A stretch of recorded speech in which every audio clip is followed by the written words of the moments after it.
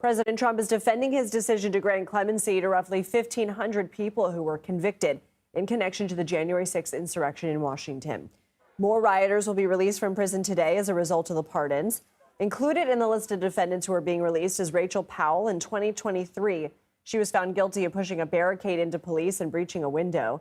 Ex-Proud Boys leader Enrique Tarrio has also been released from prison and is returning home to Miami today. Tarrio was convicted on multiple charges, including seditious conspiracy, and sentenced to 22 years in prison for his role in the riots.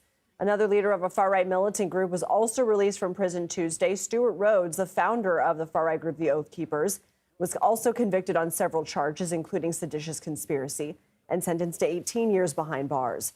House Speaker Mike Johnson voiced his support for the president's decision earlier.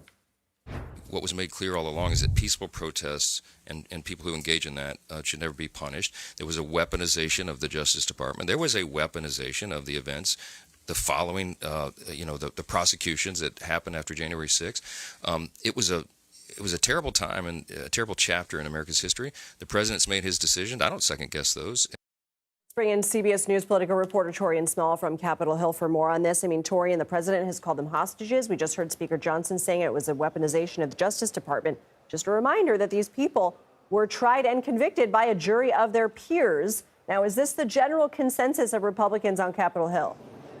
Lindsay, what's interesting, Republicans find themselves in the awkward position of having to refute their own stances on pardons just a few days ago. Speaker Johnson there just said that he believes in second chances for these folks who were pardoned by Trump. Just a few days earlier, he called it disgusting that Joe Biden gave pardons to his family and other people as well. It's interesting looking at other Republicans. Senator John Kennedy of Louisiana, he's someone who's known for his colorful way of words when it comes to things that he strongly opposed. When it came to Trump's pardons, he said, look, I would have done things differently, taking it case by case.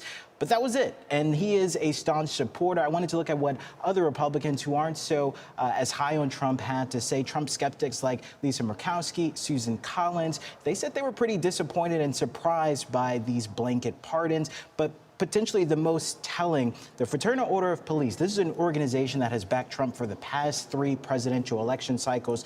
It put out a statement, a joint statement with the international organization backing chief of police around the country. They said in this statement that this sends a dangerous message to pardon folks who were convicted, tried and convicted of attacking police officers, law enforcement officers. So supporters there pretty mixed on Donald Trump's handling here of these pardons. Taurean, how are lawmakers on both sides of the aisle reacting to the wave of executive actions the president has taken in the 48 hours since inauguration?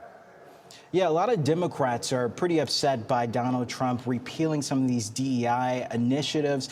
Senator Tim Kaine said that this is just a way of really not just attacking folks because of their identity, but also traumatizing them further. This is a prolonged trauma, he says, that'll happen over the next 4 years. A lot of folks are also taking question by some of Donald Trump's choices when it comes to also constitutional rights, like repealing or reforming birthright citizenship. I think one of the most interesting things, though, was Donald Trump installing the Department of Government Efficiency within the administration. We've seen since then lawsuits filed by organizations representing government workers calling for transparency laws to take a look and examine what this would mean. They're arguing that not only is this potentially unlawful to have this government watchdog entity installed within the administration, but the implications that would be moving forward for government workers is also something that is worrisome to them. And lawmakers on Capitol Hill are expected to vote on the Laken Riley Act this afternoon. This is an immigration bill that passed through the Senate earlier this week. Remind us what it is, what it would do, and is it expected to pass the House? Yeah, this is a bill that would automatically deport immigrants in the country here illegally back to their home country if arrested for a crime. Democrats are upset by that because it says it removes due process from the scenario here. So no longer would they have to be convicted of a crime, they would just have to be arrested for it. We're seeing, though, as it passed through the Senate with bipartisan support there, that it's likely that this will not only be voted out of the House floor, but potentially make it to the president's desk by this evening.